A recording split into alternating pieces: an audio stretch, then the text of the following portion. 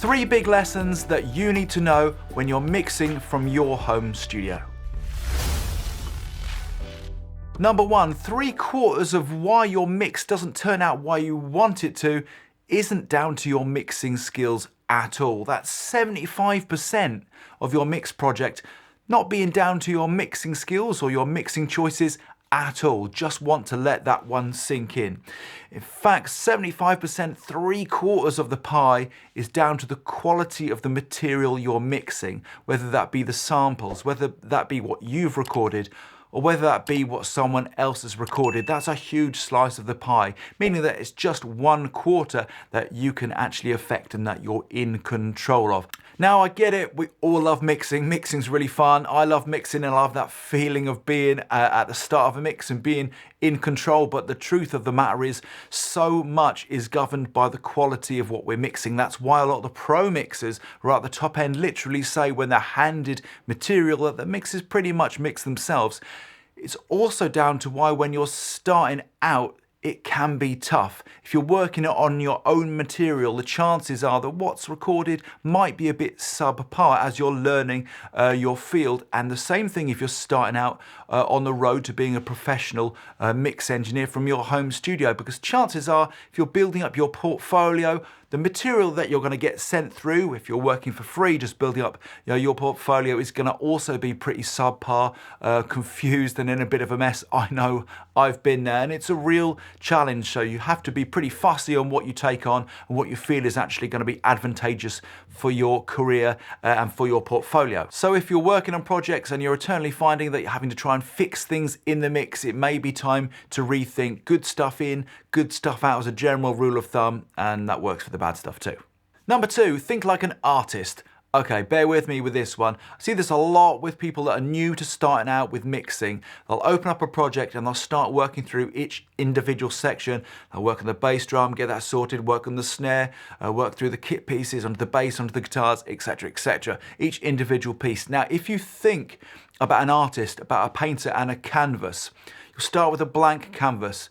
And most artists can't wait to get a bit of colour on that canvas, just to wash some background colour over the canvas and then use broad brush strokes to get a bit of a feel for the painting.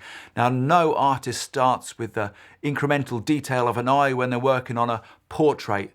That's just not the way they're going to work, and it's the same when you work with a mix. If you start with the small little details, by the end of the mix, you're going to end up with a project with lots of well-adjusted little details that don't fit together. It's not going to be sitting in the ballpark, and you're going to be dissatisfied with the mix. So when you start out with your mix, start with the broad brushstrokes, just like that artist analogy. Work with your static mix, get your faders volume balanced, and get your panning where you want it to be, and indeed work on your mix bus as well to make some adjustments to get your mix in the ballpark to where you want it to be. The other big advantage of working that way is when you've got fresh ears and a lot of enthusiasm starting out with a mix, that's a great time to get your mix in the ballpark when you're feeling fresh and excited about the piece. Now, when you've been working on it for 2, 3, 4 hours even, when you're working on that mix, by the time you're getting tired and your ears are tired and you get a bit fed up with it, if you're just doing the small little incremental details by that point, they're not really that important, not half as important as those early stages of getting your mix in the ballpark. So when you're starting out, if you're new to mixing and if you're making that mistake, think like that artist, get a little bit of color on your mix, just like the artist, and get some broad brushstrokes in there and get your mix in the ballpark before you start dealing with all those finer details. If you're enjoying the content today, but you've got some pretty big barriers in your home studio, I'm offering you a free 20-minute one-to-one Zoom chat where we can talk about the problems you're experiencing and even solve a couple too. So drop me a line at info@realhomestudio.com. We'll get that booked in. And thirdly, I'm going to play around with a quote from the late, great Gianluca Vialli. This quote was all about football, but I'm going to turn it into the home studio because it's just as applicable.